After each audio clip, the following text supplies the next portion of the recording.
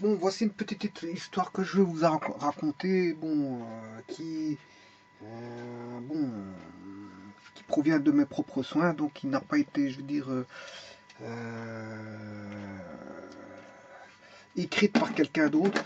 Et donc, je me suis permis de faire une petite histoire là que j'ai appelée l'antre du château du lac. Bon, je vais vous expliquer l'histoire. Tout se résume à une histoire, ce que je peux appeler une histoire machiavélique et peu scrupuleuse, auquel un célèbre détective euh, qui a été choisi pour ces diverses investigations qui lui ont réussi, euh, et il a été choisi par la police du comté de Vilter. Bon, tout ça n'existe pas, bien sûr, parce que c'est une histoire que je vous raconte maintenant. Donc, n'allez pas prendre ça, c'est une histoire que je raconte ici et qui a pour titre ici l'antre du château de Lac. C'est ça, c'est un petit peu ça. Le but, c'est pas vous dire que c'est une histoire vraie ou c'est une histoire fausse. C'est une histoire qui est imaginée, voilà, que j'ai imaginé, que je vais vous raconter. Mais voilà, il faut être pris dans le, on va dire, le jeu. Euh, voilà, de l'imaginaire. Donc, ce détective-là, euh, qui a été choisi par la police du comté de Vilter afin de mener au mieux euh, l'enquête. L'enquête. Euh, alors, la confiance portée sur Monsieur Bollman, qui est, vous l'aurez compris, le détective qui a été choisi par la police du comté de Vilter, l'homme, je dirais l'homme au sans visage, parfois rondelet, parfois jouffu, jouffu. euh, je dirais même monsieur le détective Bowman, d'un air enchanteur, donne plus de charme aux enquêtes quand il est choisi. Alors, en effet, ses qualités telles que son jugement, son jusqu'au boutisme, enfin, je dirais même ses jugements, son jusqu'au boutisme dans les enquêtes, permettent de faire évoluer les choses dans le bon sens. Je parle de l'enquête.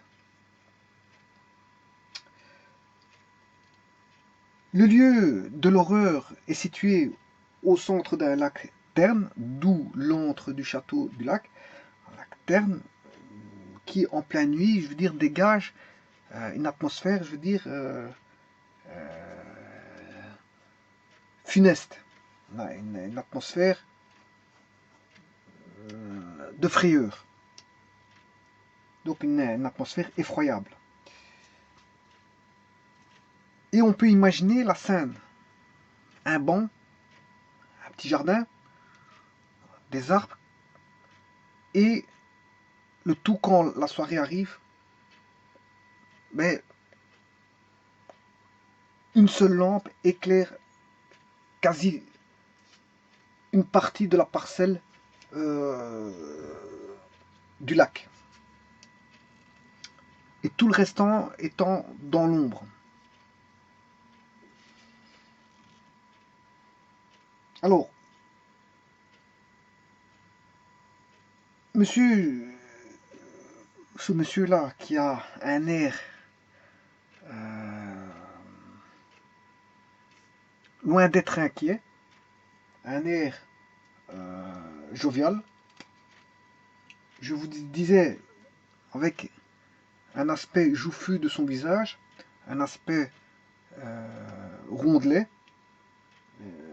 ce monsieur mérite toutes les lettres de noblesse quand il est choisi pour une enquête telle que celle qui va se dérouler au niveau de l'antre du château du lac. On imagine la torpeur du lieu, avec ses bancs vides. Même un éventuel fantôme n'oserait s'y aventurer la nuit, mais en journée, le jardin paraît le plus beau jardin du monde. Notamment à l'arrière des arbres, caché un jardin avec d'innombrables fleurs et diverses et variées.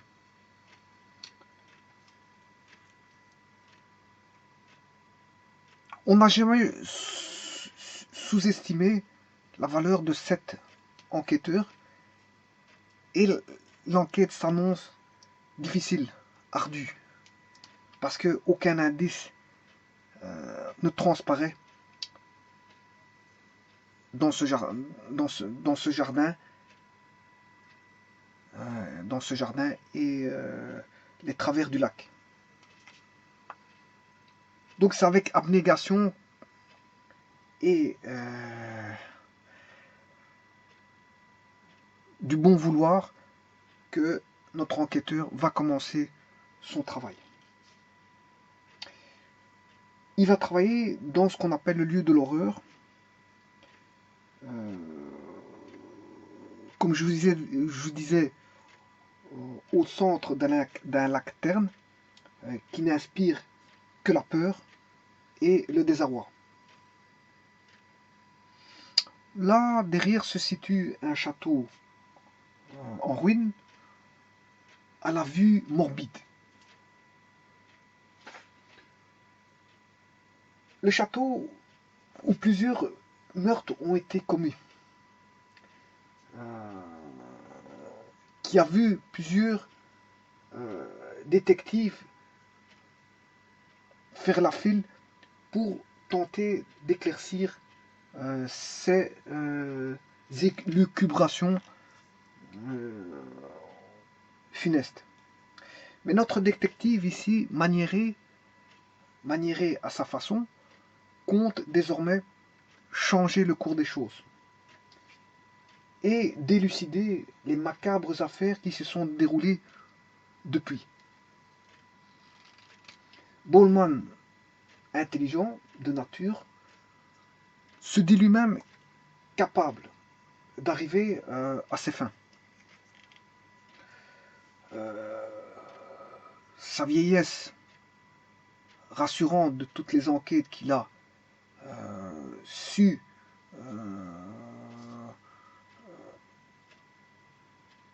résoudre par la force des choses avec le temps, a fait qu'il s'est dit en lui-même qu'il pouvait se résoudre à trouver à trouver cet écueil difficile à trouver.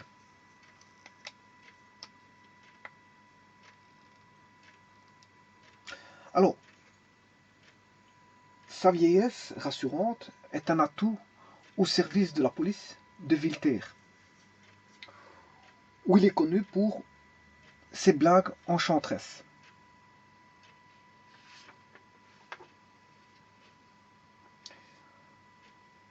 En attendant, la pluie et le vent sont au rendez-vous. Mr. Bollman, implacable, il résiste à tout.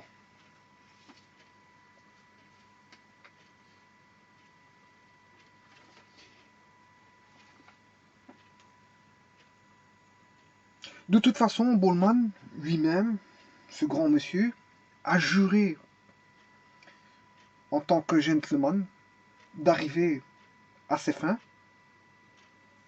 Il compte sur sa débrouillardise et son expérience. L'homme procédera dès lundi à ses premières péripéties nocturnes. En attendant,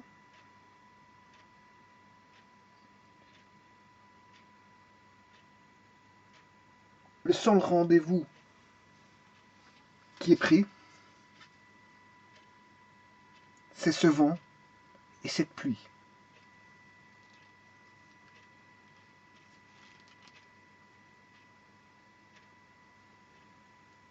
Il ne reste plus qu'à vous, monsieur Bollman.